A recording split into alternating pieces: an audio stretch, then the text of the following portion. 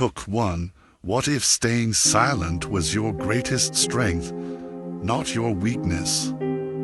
Hook 2. In a world obsessed with oversharing, could silence be the ultimate rebellion? Hook 3. And what if healing wasn't about talking, but about finally listening to yourself? No one told you this, but it's something you've probably felt in your bones. You don't have to share your struggles to start healing. You don't need to explain every ache to be understood. And no, your silence doesn't mean you're hiding. It might mean you're finally holding your power. We've been taught to open up, to express, to speak our truths loudly and often. But sometimes, the more we speak to people who don't truly understand, the heavier our pain becomes. It's not because your feelings aren't real or important. They are. But not every soul is ready to hold what weighs you down. In a digital age where every emotion gets a caption, every moment becomes content, and vulnerability becomes a spectacle, choosing stillness feels almost revolutionary. Maybe that quiet space you've been avoiding is exactly where your strength lives. What if the reason you still feel drained isn't because you've kept too much inside, but because you've poured too much out into people who never knew how to listen? The Stoics understood this long before hashtags and headlines. They didn't deny suffering, they welcomed it, but inwardly, with dignity, with discipline, with a reverence for self-respect, not to hide from pain, but to grow without needing anyone to witness that growth. And maybe that's where you are now, ready to stop chasing comfort in conversations that never truly cradle your heart. Ready to stop justifying your scars to those who glance, but never truly see.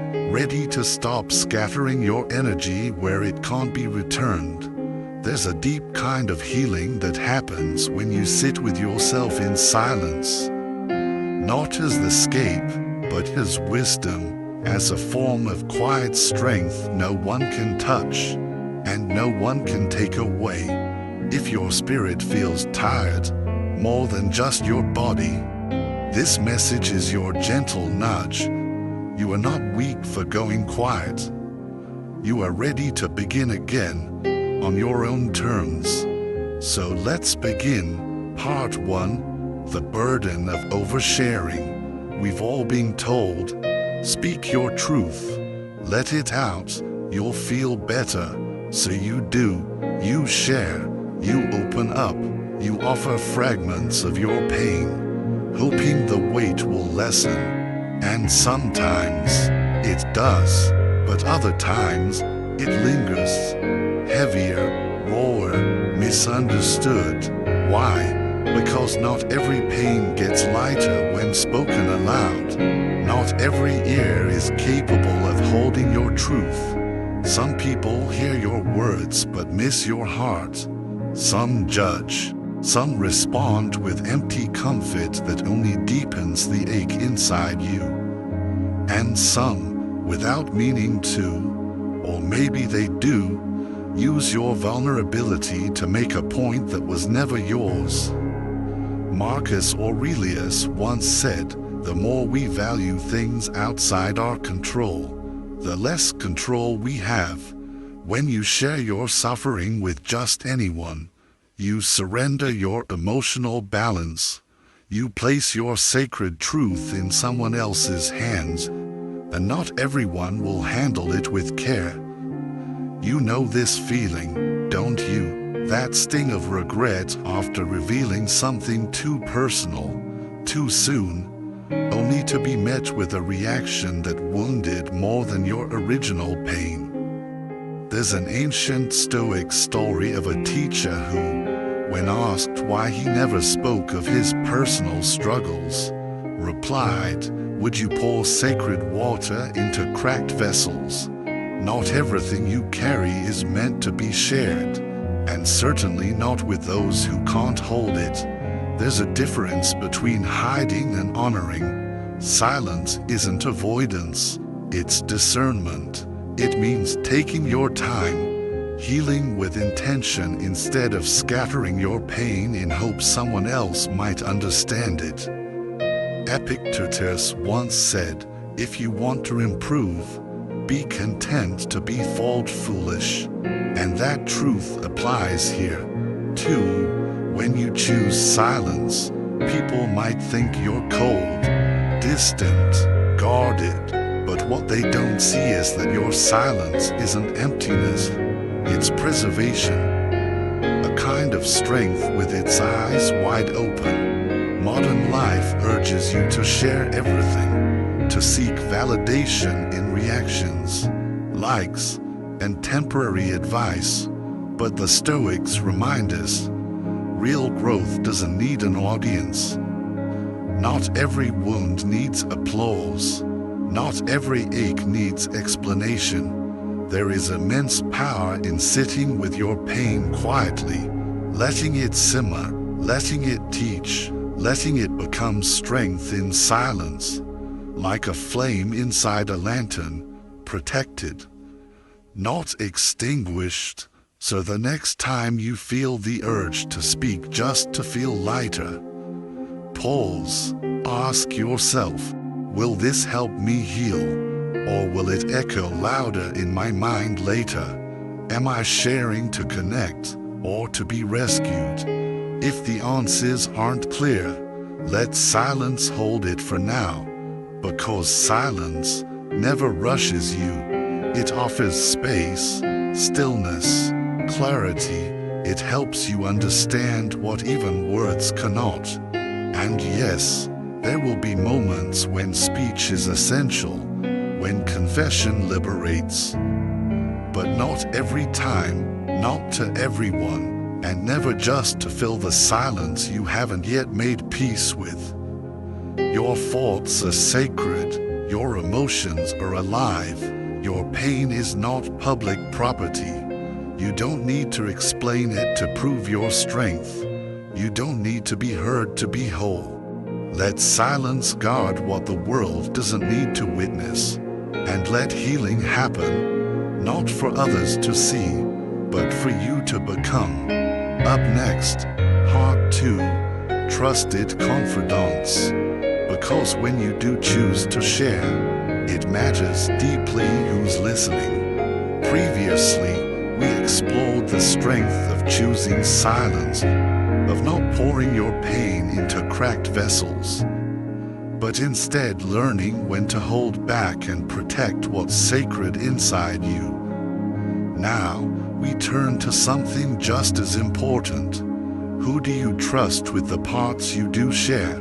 Some people earn the right to hear your story, not because they rescue you, but because they respect both your silence and your voice. A true confidant doesn't rush to fix you. They don't carry your pain as if it's theirs to solve. And they certainly don't try to pull you out of it before you're ready. They simply walk beside you, steady, present, patient. They remind you, not with words but with their presence, that you are not alone. And yet, you remain in control. You are the one choosing each step forward. That kind of connection doesn't happen often. It's rare, but when it does show up, you'll feel it instantly, because instead of feeling exposed, you feel safe. Instead of being emotionally drained, you feel seen, genuinely seen, and still whole. So don't throw your soul into every open hand. Don't rush to trust just because someone seems available. Let time do what time does best. Reveal who truly deserves access. Choose with care. Let character show itself, not through promises, but through quiet consistency. And when you finally speak, do it from a place of trust that has been earned, not forced. most, because your voice matters, your silence matters, and who you become through both deserves to be protected. Choose your listeners the way you choose your faults. With care, with clarity, with strength. Part 3. Self-reliance isn't isolation, it's inner freedom. We often confuse solitude with loneliness, and self-reliance with cold detachment. But real self-reliance, it isn't about shutting the world out. It's about building a world within that can't be shaken. There's a kind of strength that doesn't shout.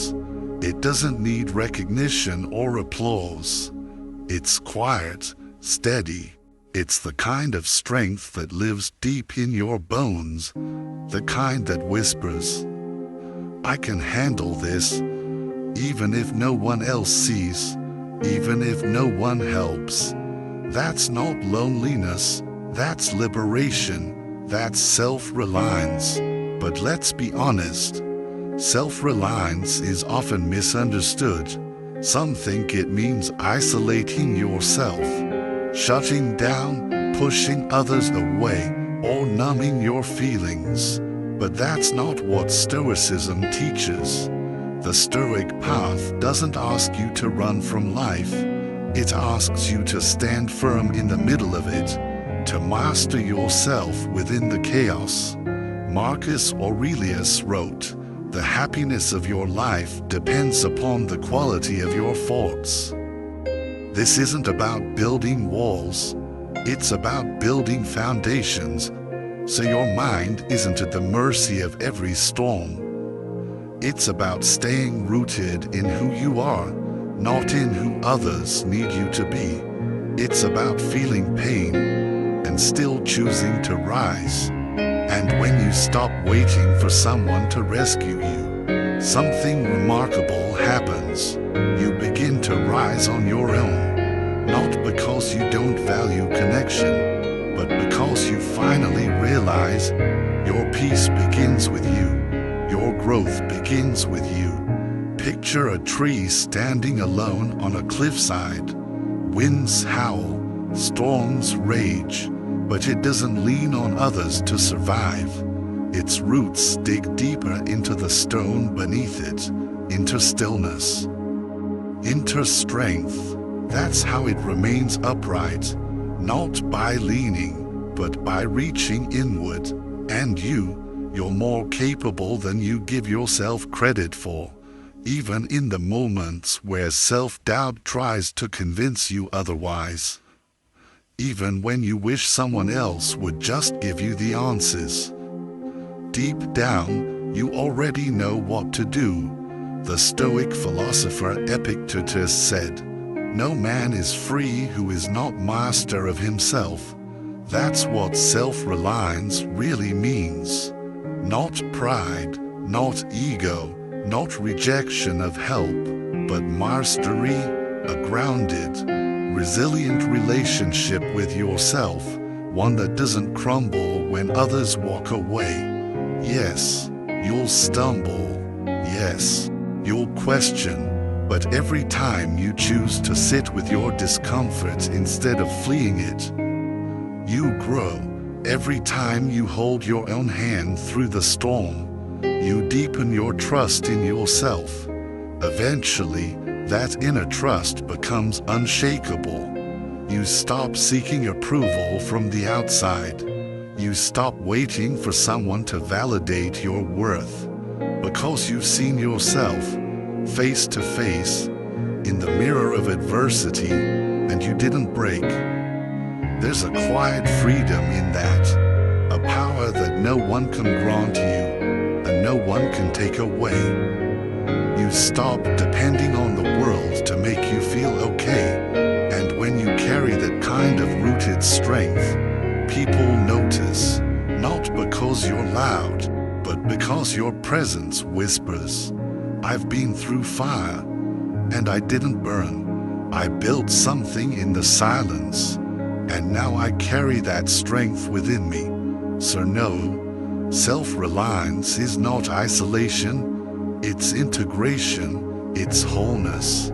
It's standing next to others without falling apart when they walk away.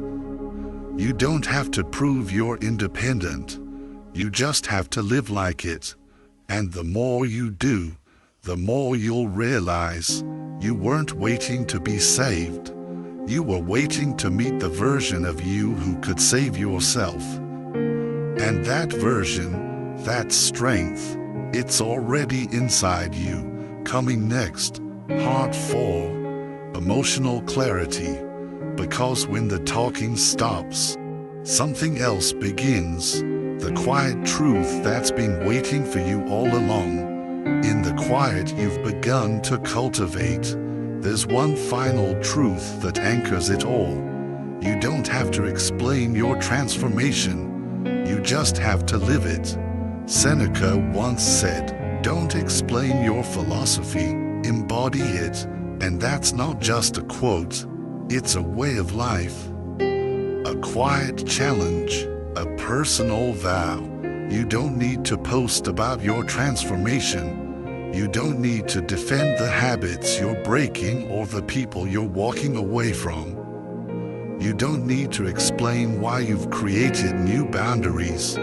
You don't need to justify your peace. You simply live it, day by day, moment by moment.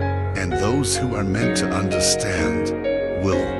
They'll feel the shift, even if they never hear the story.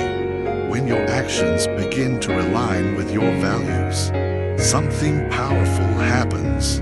You no longer need approval. You don't seek recognition. You simply let your life reflect the truth you're building within. Let your consistency speak. Let your quiet decisions speak. Let your discipline, your grace, your stillness speak. And you'll be amazed, truly amazed, how loud your life can become when your voice grows quiet. Maybe you felt it already.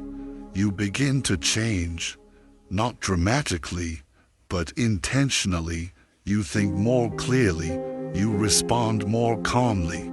You begin choosing solitude over chaos, clarity over conflict, but no one notices, or worse, they resist it. Why are you acting so different? You've changed. Yes, you have, but you don't owe anyone a TED Talk about your healing. You don't owe anyone a breakdown of the work you've done behind the scenes. You fought to build this peace. Why waste it explaining it? Let your stillness speak for itself. Let your presence do the talking. Because the truth is, people don't remember the words you say.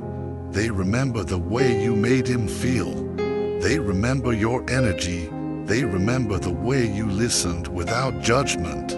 They remember how you stopped defending your worth. Because now, you know it. Think of a mountain. It doesn't explain its height. It doesn't narrate the centuries of erosion or the pressure it withstood. It doesn't write books or give speeches.